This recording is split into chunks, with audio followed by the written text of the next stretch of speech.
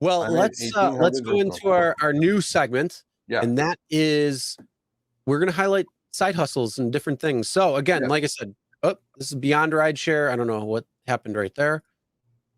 Stupid thing. But we're going to highlight side hustles. So if it's something of interest to you, if not, maybe you know somebody who it might be. Either way, we just want to highlight different things. We're in the gig economy.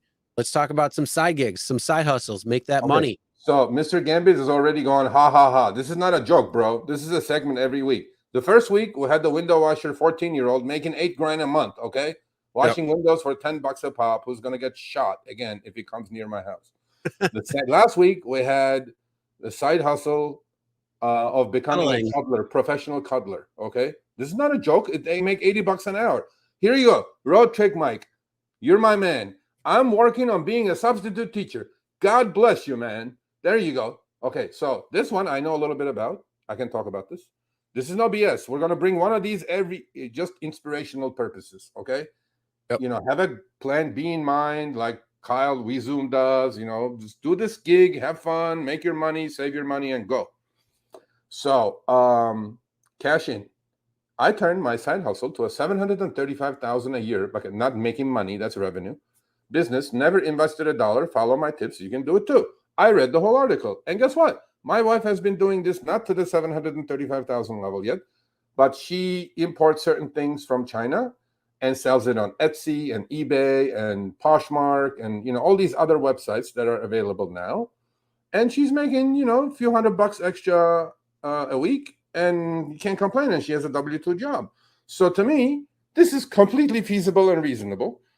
This lady goes to thrift stores, you know, goes to sales on Ross and whatever, and finds all the goods that she knows will sell for a premium. She knows her market, by the way. This is just like RideShare.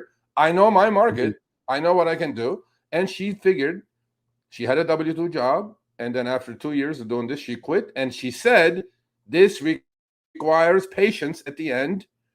It took her 7 years to get to this level. So it's not going to happen overnight, people. It's not going to be this lottery that you hit. Everything takes time and, you know, work. And kudos for her. Congratulations, whoever this lady is. I believe she can do it. So there's our side hustle of the week. So she goes, basically, puts it on Poshmark, you know, buy all the stuff for cheap, you know, goes to thrift stores, buys the stuff on cheap, puts it online, and turns their inventory you're over. asking, what is it? It's a reseller. So yeah, you can go, you know, your local, you know, secondhand stores. You can go to, you know, even the other places.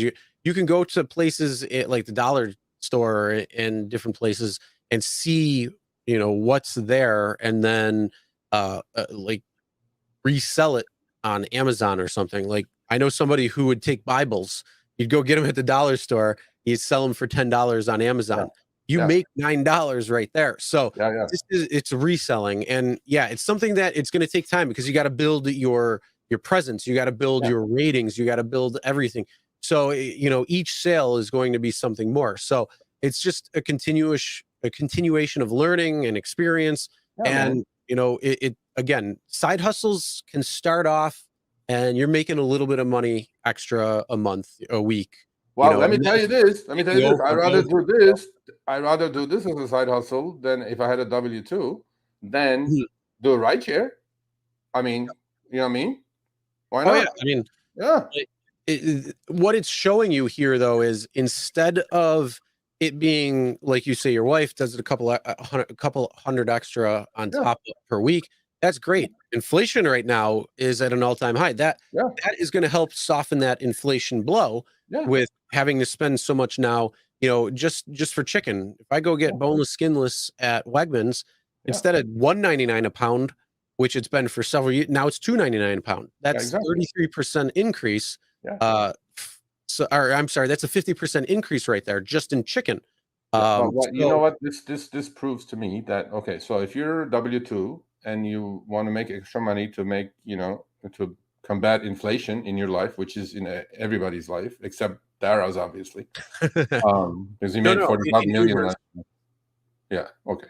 So, you know, we encourage people here like to multi-app and to certain things in the gig economy, but there's a lot of stuff people do who are very successful outside the gig economy. Gig economy is not the Bible. I mean, it's there for you to take advantage of it and work towards your plan B. While your plan B doesn't have to be this exact side hustle that this lady has, but in her case, after 5, 6, 7 years, it turned into an actual business to support a great living, to provide a great living for her family. So she's getting close to $1 million a year.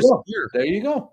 So right 730. I mean, break that down. If let's say the average, let's say you need to make $100,000 a year. She's making 100 for sure. No. What I'm saying is you have 7 years worth of income in 1 year because of what you've done. So you have extended out 7 years for all your bills. So if you have $100,000 that you have to spend, or that are your bills, and obviously you're living a lifestyle at that point. Most people are probably at a quarter of that, so 25,000. Which that means now she's out 28 years. But yeah, that's the whole thing.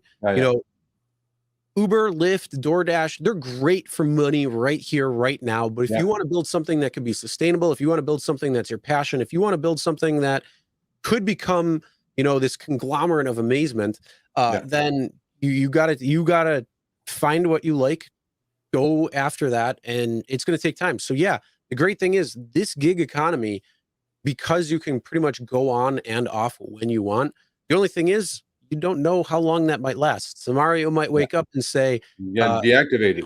You can't work on Uber anymore because of some bullshit accusation, and now you're done. So at least you can have that. And we always say keep more things going on, more eggs in the basket, more hands in the pot, whatever, or not hands in the pot, because that's people taking, just more coals in the fire. You just want to do different things that's going to, pay you more over time. And then that way, if something goes away, it's not that big of a blow. All right, thanks for watching. That short little clip was from our live stream, Show Me the Money Club with Sergio and myself, Tuesdays, 6 p.m. Eastern, 3 p.m. Pacific. Make sure you subscribe, turn on all notifications so you'll be notified when we go live, as well as all of our awesome content. Make sure to check out this video right here, which will take you to the entire live stream, or check out this video right there. All right, drive smart, everyone.